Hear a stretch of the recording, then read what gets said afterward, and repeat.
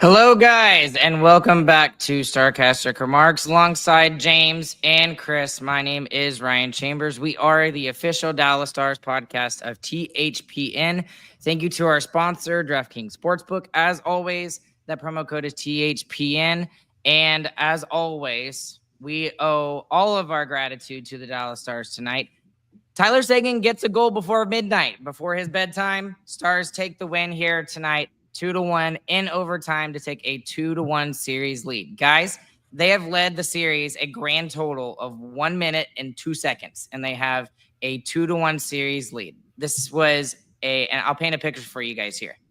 The game itself was terrible. It was way boring compared to game 2.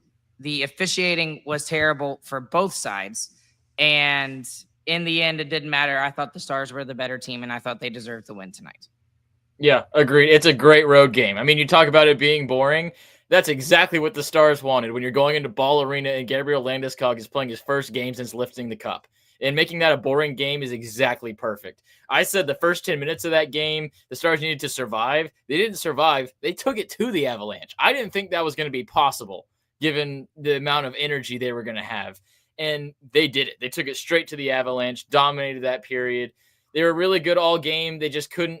I mean, both teams defensively were fantastic. The center of the ice, there was no room for anybody. And you got to give credit to the Avs defense. You got to give credit to the Stars defense, whose Blues liners we haven't talked about enough so far this series have stepped up in a massive way. And yeah, a tight, low scoring, uneventful game. That's pretty much exactly what you want on the road for a playoff game. I loved it. Yeah, it was, like y'all said, perfect for a road game. It's the exact type of thing you want to do. This could have been the biggest turning point in the series, just by one player coming back onto the ice. And it's still an amazing story, but they squandered and ruined the night for the Avalanche fans. Yep. Yeah, and so let's talk about that for a second. First off, Chris, the way you talked about the way that the Stars started. I did. This was the complete opposite of what I expected. And in my pregame video I did earlier this afternoon, I said the Stars are going to have to weather the storm at the very beginning of the game. The first, 5 to 10 minutes is what I had in mind. And I was honestly a little bit surprised about how lackluster the Avalanche started with their captain in the lineup for the first time in 3 years. The last game he played is when he hoisted the Stanley Cup.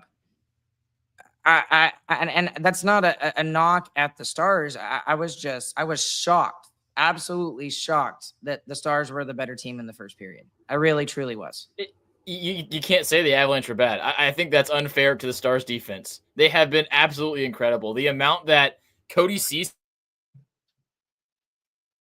We just lost Chris there, but yeah, like he was saying, I mean, the defense just locked it down big time in the first period. The Avalanche only had 4 shots on goal, and they had a power play during that period too. Yeah, Chris, go ahead and say what you were saying. You were talking about Cody Ceci. Yeah, I was saying that Cody Ceci and Ilya Lyubushkin have both just stepped up in a massive way. And I mean, they have been absolutely incredible all 3 games of this series, honestly. And it's a huge step up from what we saw even during the regular season, where we thought Lyubushkin had been outplaying himself during the entirety, and he's found even another level here. I mean, it is a close, tight checking game from a team that we didn't think would be able to do it. Yeah, that's a very good point you said, Chris. I love you talking about Ceci and Lyubushkin. I mean, Lyubushkin was especially good tonight. I thought he was fantastic. Ceci is very quietly doing his job. He's not getting enough credit for what he's doing. And then just overall, the Stars team defense today looked immensely better. It's like progressively gotten better in the last 3 games. And it hasn't been bad in any of the 3 games. There have been moments, but there has not been a game where I was just like, oh my gosh, the defense was just flat out terrible. And today was their best game out of the 3. I mean, they only allow 1 goal tonight. That's it. And you know what? That goal shouldn't have counted. So let's segue into this a little bit. Yeah. Okay, so let's talk about we'll talk about the Nichushkin goal first, and then we'll open it up to the general how terrible the officiating was today. This is by far one of the worst officiated playoff games I have ever seen. And I'm not just talking about from a Stars perspective. I'm talking about from both sides perspective. Both teams are going to be completely unhappy with the officiating here tonight. And I would bet money on this, go use DraftKings, that we will never see these two refs again. The linesmen were fine. I didn't see anything wrong with the linesmen. The refs, those two refs, maybe after the first round when there's less series going on, I don't think we see those refs again because that was so bad. It's not even funny. Yeah, the Rantanen trip when the Stars got their first power play of the game is probably the softest call I've ever seen made in an NHL playoff game. Their skates clacked. I mean, when Natchez was stretching out. So I don't understand that one at all. And then to make that bad call to take away the Stars' advantage, put them on the 4-on-4, which they suck at. The Stars are terrible 4-on-4. They have been all year. And then to allow the pick play to happen is pretty awful too. And I know the argument that everyone makes is that the pick play is just a thing. Like, they don't call it, so you got to learn to live with it. Well, no, it's a penalty. It should be a penalty. That should not be a part of hockey. And the fact that the Avs do it more than anybody is just more frustrating because it shouldn't be allowed. And really, when they normally call it is when the other player actually throws like a little forearm or something, which Brock Nelson did on Thomas Harley. He threw a forearm on him to push him all the way out. And I was just really surprised that nothing was called there. But here's the other thing is that the Stars were horrible on it as well. So, yes, I think it should have been interference. But the first part is that Thomas Harley just kind of allowed himself to get brushed off. He didn't try and fight through it. He didn't ram into who was it, James? Nelson who made the pick. Yeah, he didn't ram into Nelson, which is what he needs to do. If someone's setting a pick for you, you got to skate straight into him and cause a scene. That's the way you're going to get the call. And then Duchesne is complaining about the call instead of getting back into the play, and it gave Nichushkin all kinds of time to make 3 different dekes to barely squeeze one past Otter. If he immediately goes to the net, I mean, I think he has a chance of breaking that up with how slow Nichushkin played it. I agree. And that's something that I was getting frustrated about. And that's going to be a little bit unpopular because of the pick play that happened at the top of the slot. But at the same time, you can't rely upon the refs to be calling. Yeah. I mean, even if it's a good reffing crew, if it's a good officiating crew, it doesn't matter. Like it's you've got to get yourself back in the play. And I as frustrated as I was at the officiating, I was just as frustrated with Duchesne in the fact that he didn't get back into that play. Yeah, all 3 of those things are true at the exact same time. Yes, and then there was even more people that were complaining about the breakdown that Sevi did in the first intermission, and I'm like, he is exactly right. He is 100% right. But both that and Duchesne getting back into the play and the bad officiating can all be true. I think on that particular play, all 3 things are true. And you can be upset about any of the 3. The broken coverage, Harley taking the long route around rather than cutting through like he should have. Duchesne not getting in the play, and then the terrible missed call. And there's a lot of other officiating we could talk about, but I'd rather not talk about that. I'd rather talk about Jamie Benn, who's been playing fantastic and then had an insanely clutch goal in the 3rd period. That was a fantastic deflection and fantastic read by Harley as well. Yeah, he had a ridiculous game. He had 4 hits and 3 block shots aside from the goal, and he won 1 face-off, which he scored off of, by the way. So, efficient. Efficient. And that seems to be a thing that's been going on lately with the Stars is efficient. Like they only get 1 true power play tonight. Is that true? They got 2. And they were technically a 1 for 3, but really only 2. But the only thing is that they've been very efficient with what they've needed to do, and they got that second power play after the first power play was 12 seconds. Not very good. Yeah.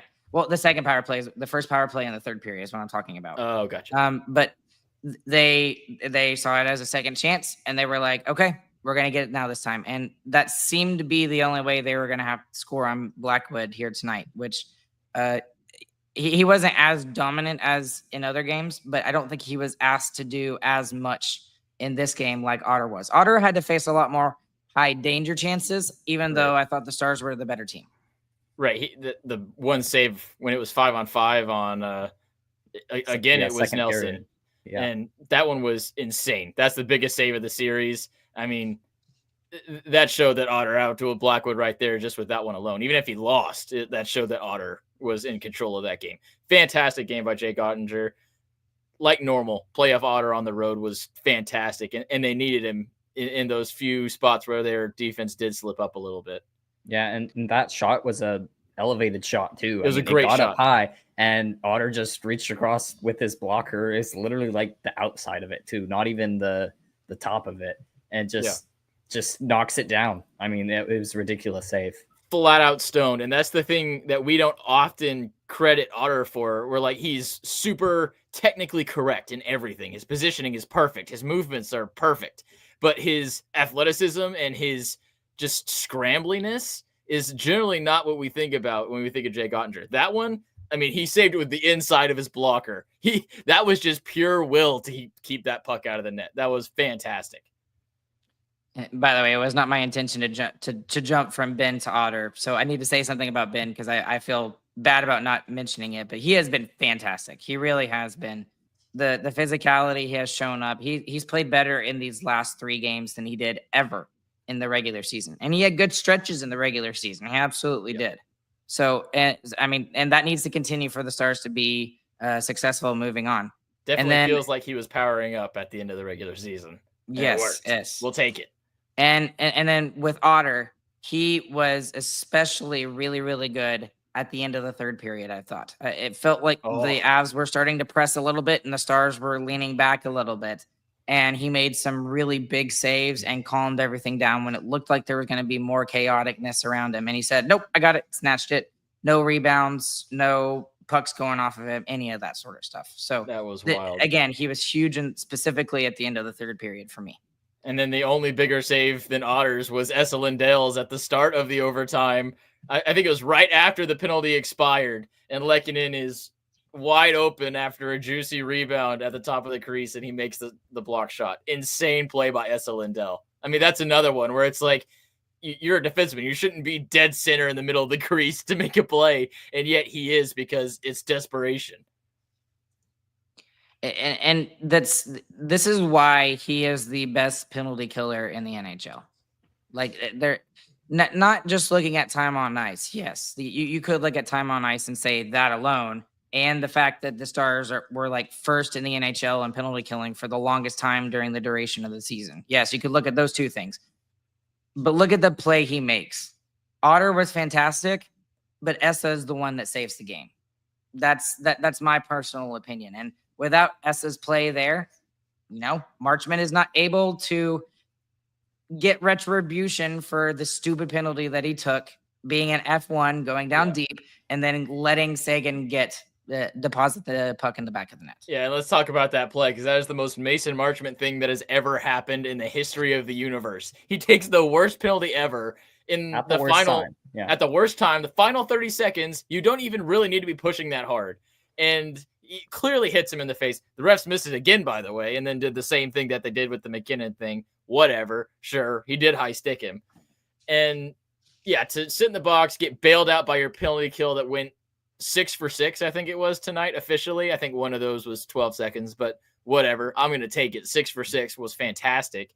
And then to make that play at the end of the game is just awesome. That is Mason Marchment. And it needs to be less than that because the past 2 penalties he's taken have been really awful. But that's who he is. That's how he plays hockey. And you take the good with the bad. This time the Stars were good enough to cancel out his bad and only benefited from his good. Love it. Yeah, and that's it's outbalanced it so far, but if he keeps taking penalties like that, he has to do what he did tonight at the end of the game. He has to do that. But it's not that he has to, it's he did it. Like he did flat out. That's the more important word. It's not just that he has to. He did it tonight. So, and that's something we talked about going into this series is how terrible they were playing down the stretch in the regular season. And we said, the big moments matter, and the moments are going to have to come at the right times. And I mean, you could point to a number of moments here in the game, just this game alone, and say that they got the right moments at the right time. And Marchment going down deep to set up the goal. The save by Esa to keep the puck out. I mean, he kept the puck out. That was going in. The Oettinger with his play towards the end of the third period, when it really mattered most, when it looked like the Stars were starting to run out of gas for a second. I mean, just all of those little moments really, really mattered in a game like tonight. And that is what makes championship teams, is getting the right person at the right moment to make it work. And one more little moment to set up the Mason Marchment primary assist was Mikko Rantanen with dogged work in his own zone. He's getting held, and his stick's getting held, and he's kicking the puck out of the zone with both feet to get it up out of his own end, gets it to Mason Marchment for the secondary assist. And he had a really good game tonight. He had a ton of shots, so many chances to score. Yes, Mikko Rantanen's got to score. We're going to have to see that at some point. But the fact that he's able to keep his head down and keep working the way he did on that play, that's the important part. And if he keeps playing like that, he keeps putting his head down, keeps putting his nose to the grindstone, he's going to get rewarded like he was with that secondary assist tonight. So love that from Mikko. And that's really what makes you not worry about him at all, is even he's getting all these chances, and most players you see kind of get discouraged, and he's just head down fighting. If he's not going to score, he's going to win every puck battle. And that's essentially what he did tonight. Yep. Speaking of Rantanen, and I kind of zoned out there for a second because I wanted to find this tweet, but this was from Michael Dixon. He's the new intermission host on the radio side for the ticket. Tonight's individual expected goals for Dallas, and this was kind of in the middle of the third period, maybe at the beginning of the third period, something like that. Rantanen 1.16, and then second was Granlund with 0.27. You don't even have to understand analytics to understand that is a major, major gap, and it proves how good he was tonight. And then if you want to look at even something else, you could look at shots on goal. And at that point, Rantanen had 5, and there was nobody else except for about 4 people who had 2 shots. So, and the only reason why he did that is because someone came on Twitter and said Rantanen has looked invisible tonight, and that was far from the truth. He is just snake bit right now, and he hasn't even been able to get that moment yet that we're waiting to see from him. Let's be honest. Yeah, he should have scored, and he didn't, and he still made an impact anyway. It's really the big thing for me. Yeah, that's important. Also, Roope Hintz finished the night with 5 shots on goal too. So both of those guys, they're getting kept off the score sheet 5-on-5. But man, they are working hard, and you keep looking play after play, especially in like defensive zone and away from puck plays. It just seems like Roope Hintz is beating Nathan MacKinnon in the small areas. Now, of course, Nathan MacKinnon is going to have the speed and be able to dangle around guys and stuff like that. But on the small things, on the puck battles, on net front battles, Roope Hintz is holding his own at the very least.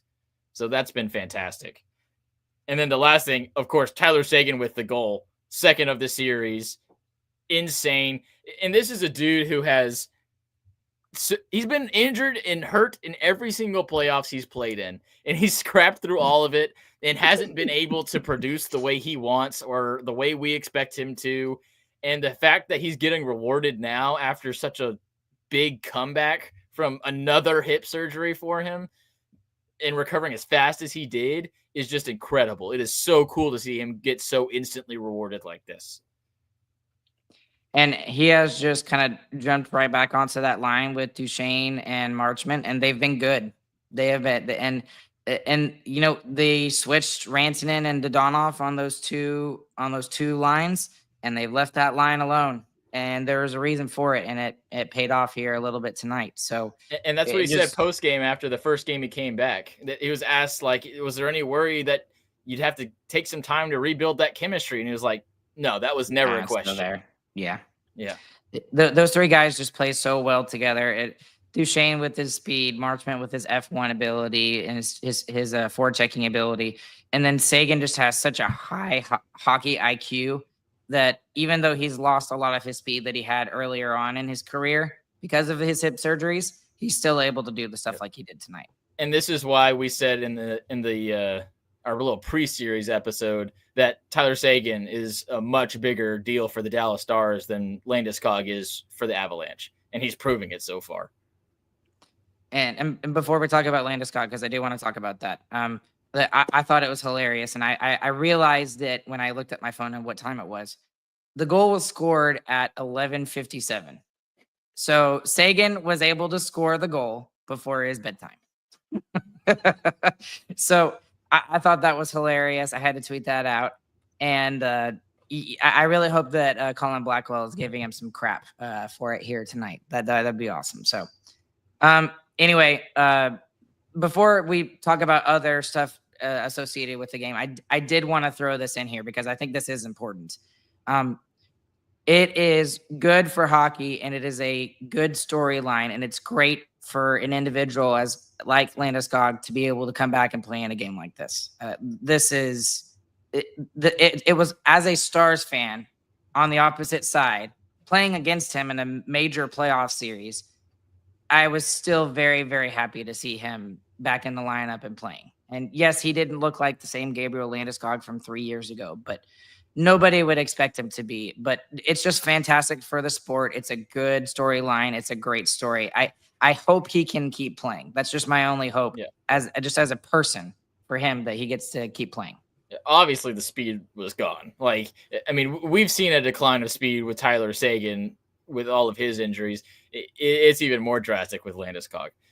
That's the most difficult thing. But on that third pair, he doesn't really need it as much. And some of the passes he made tonight were absolutely incredible. So the head and the hands are all still there. And it's really just the legs that he's missing. But yeah, it's really cool to see Landeskog come back. The fact that he stuck to that for 3 years. I mean, what a physical battle, what a mental battle. I mean, even if he doesn't play again, I mean, the fact that he's able to get to this point and play a full NHL playoff game is incredible.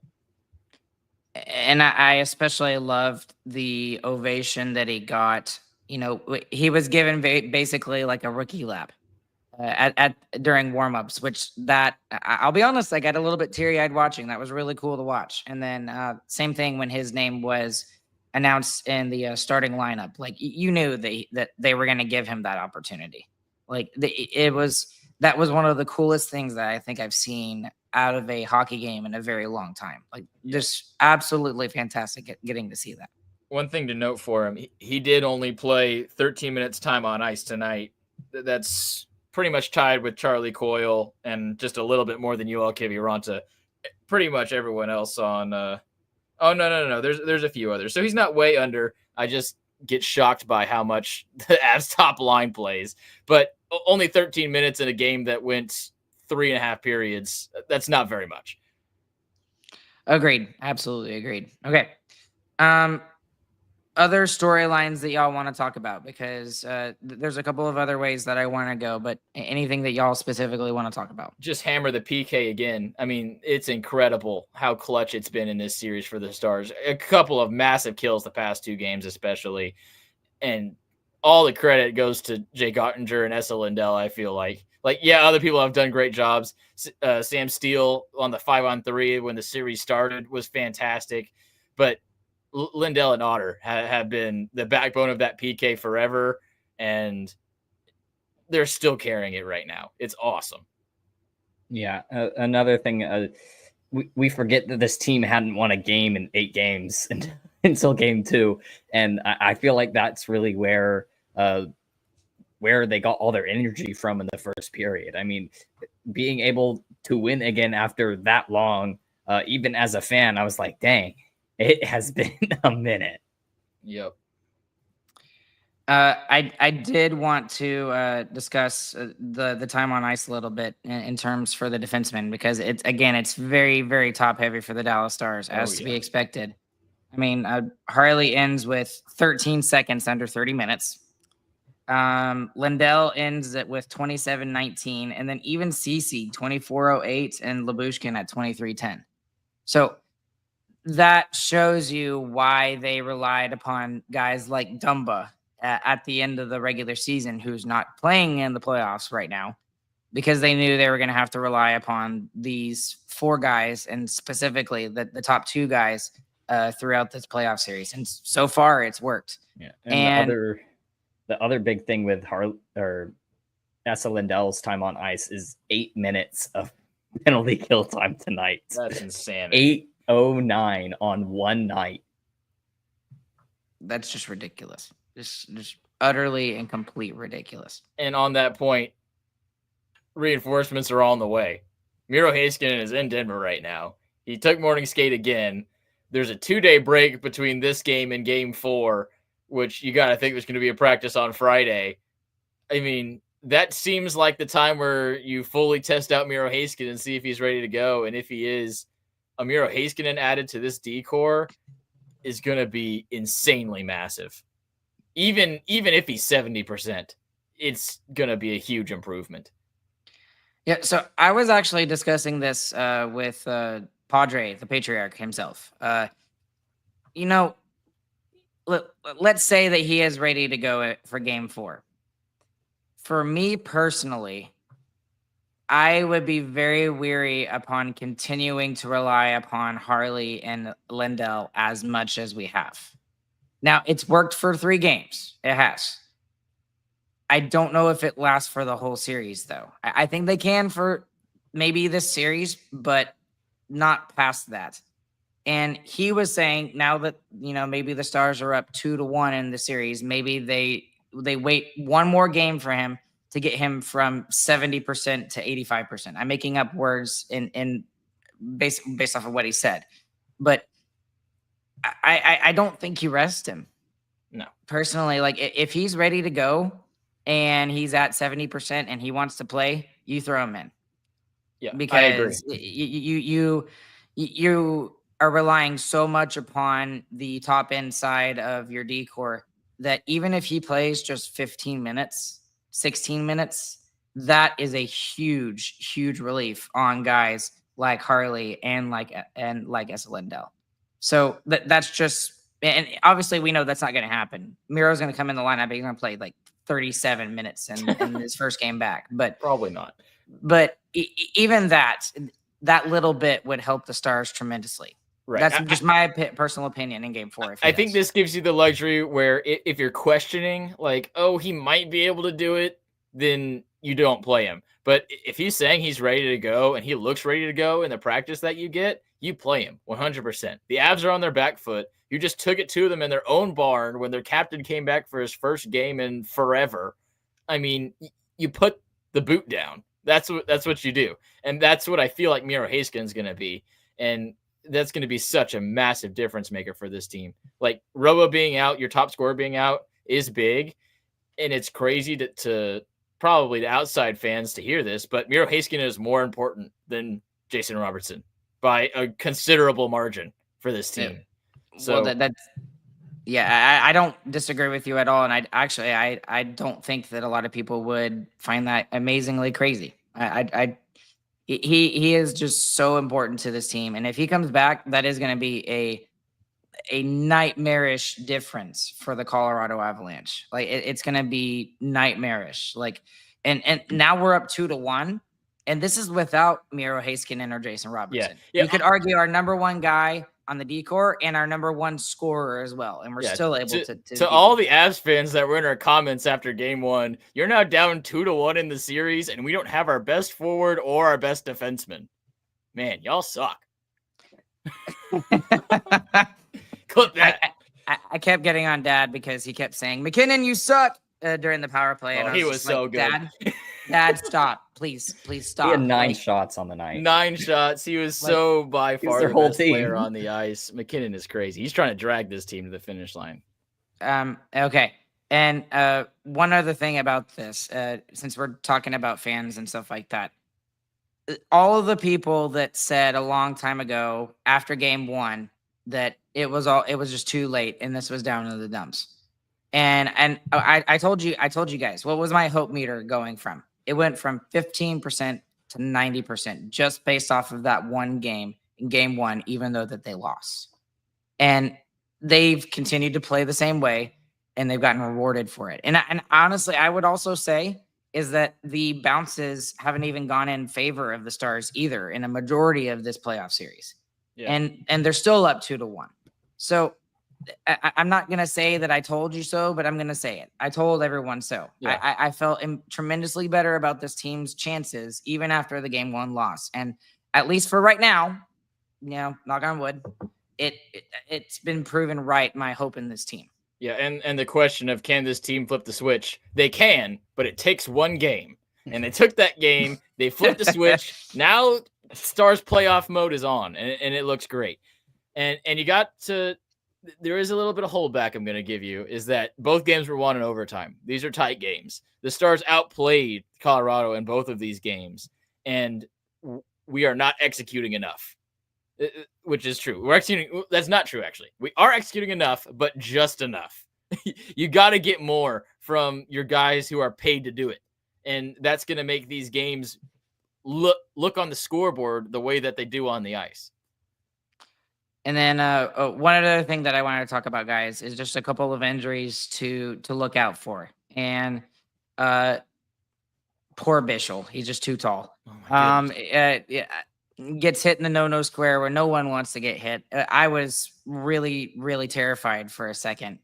It almost looks like that he got hit in the no square at first, but then I watched him, jump out onto the ice after he got back to the bench, and it looked like he was favoring one leg over the other. So maybe it actually hit the groin or something like that. Well, it might have been like a hip bone or something. I don't know. It was weird. That's possible too. It could have also just be that he's well endowed and is just very uncomfortable.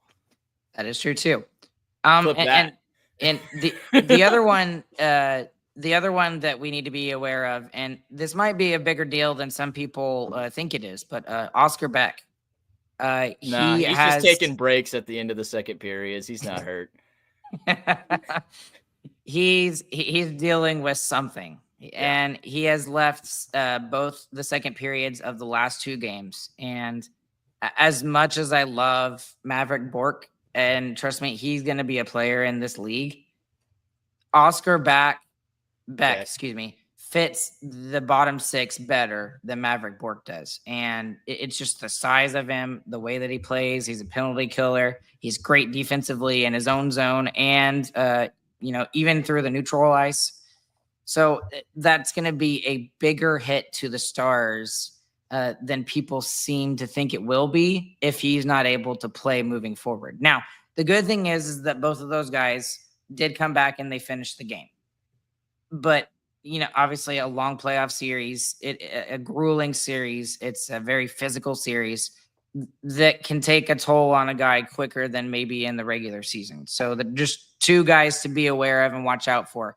If Bischel goes down, then again, just as he's not as important as Miro, but with the lack of depth that the Stars have in terms of top 4 guys, he is very critical, even though he's playing in a number 5 role right now. So that's just my personal opinion. You just got to watch out for those 2 guys and their injuries. I don't know if y'all had any thoughts on that. Before we do biggest winner, biggest loser, early in the show, super chat from the king of Starcastic Remarks, Ryan. Thank you. He says $6 for 6 penalty kills. I love this team. High fives to every Chambers, bro. High five right back at you, Ryan. We love you on a personal, intimate level. Whoa. Yeah, I agree with you, James. With the weird. Okay. Anyways, we've been going for about 35 minutes here, guys. So let's go ahead and wrap it up, like you said, Chris. Biggest winner, biggest loser. Who you got? The biggest winner is Mason Marchment. That's Mason Marchment hockey, baby. Welcome to the experience. He puts you on the edge both ways. It's going to happen. Buckle up. Biggest winner, Jake Oettinger. I mean, this was the first game they truly, completely outdueled Blackwood. He looked fantastic, and especially early in the second period when the Stars really broke down, he saved their butts and made sure that it stayed 1-0. For me, the biggest winner, and I don't even think it's a question, is Esa Lindell. I mean, this team without Esa Lindell, especially in this game alone, would be nutso. But this team without him in the last however long he's been here. It feels like he's been here for like 2 decades. This team is very, very different without him on the D court, and especially with them fighting as many injuries as they are, with Lundqvist being out, with Miro being out for a good extended period of time. He has just been so critical, and he absolutely does not get enough credit for what he does for the Stars. And no Seguin biggest winner. What the heck? I know, that's crazy. I changed mine. Mine is Tyler Seguin. There we go. Okay, biggest loser. Who you guys got tonight? Biggest loser is Liam Bishel for getting planted by Tiny Kiviranta and then hitting the Bajingas. Yep. That's a good Tough way to put shift. it. Tough shift. He got on Barstool for that. I mean, you want to get on Barstool for something else. Yeah. James? Biggest loser is the Avalanche's response to their captain coming back. Honestly, overall, pretty sad response. For me, it's the Avalanche power play. Like the Avalanche's Huge power moment. play is the difference in the game for them. Like their lack of being able to score with guys like Devon Taves, Cale Makar, Nathan McKinnon, Val Nichushkin, it is just absolutely crazy that they didn't get anything on the power play. And they got 5 real power plays tonight. The past 2 games, they have power plays to win. With that kind of power Going play into that they the have, overtime. and they Going don't into get it overtime. either time. That's embarrassing for their power play, and a huge kudos to the Stars PK. Yeah, and they almost got scored on shorthanded this time. We almost got double Blackwell OT goals. That would have been nuts. I meant to mention that earlier. Blackwell on the shorthanded opportunity. Who was that from? Was it Sam Steele? Yeah. No, it wasn't Sam Steele. I think it was Steele. Maybe it was Steele. Okay. But anyways, I just thought that he wasn't as noticeable tonight, but he did have some plays that I thought were good from Blackwell. But again, he's not that type of player where you expect him to be that guy every single game. So, but fantastic game all the way around, guys. Anything else that we need to mention before we wrap it up? One last story. I wore this shirt for game 1, but not game 2. So during the second intermission, I took it off. So I'm willing to strip for this team. I did it, and you're welcome. Thank you, Chris. You're welcome. I appreciate your sacrifice. Man, it's So not much sacrifice. I'll do it anytime. $20. Whoa, that's cheap. Chris has an OnlyFans, guys. Just kidding. Anyways, for game 2, what I did is I had 3 different jerseys I wore. I wore my Mooterist jersey for the first period. That didn't work, so I took it off. Humble brag. And I went to what did I wear next? I think it was just the regular one. And then I went to the reverse retro 2 for the third period. I wore it the entire game today. It worked. I'm wearing this every single game from here on out. So that's just what it is. So, okay, that's going to do it for us here tonight. Thank you guys so much for following along with us live. If you have been, there's even more of you who are listening afterwards. If you liked what you saw or what you listened to, please consider clicking like and subscribe. Hit that notification bell if you're watching on YouTube. We're trying to get to 1,000 subscribers. We're at like 640 right now, somewhere around that range. If you're listening on the audio side, 5-star review. We would really appreciate that wherever you are listening. StarcasticRemarks.com is the website. StarcasticRemarksShop.com is the merch store. At StarcasticR, follow us all across social media. We are literally anywhere and everywhere. And once again, thanks to our sponsor, DraftKings Sportsbook. Pick 6 option. THPN is that promo code. Alongside James, alongside Chris, my name is Ryan. We will catch you guys on the flip side. Hope you all have a fantastic morning, afternoon, evening, whenever you guys are listening. Chris, take us out. The yodeler is warming up. GG, boys.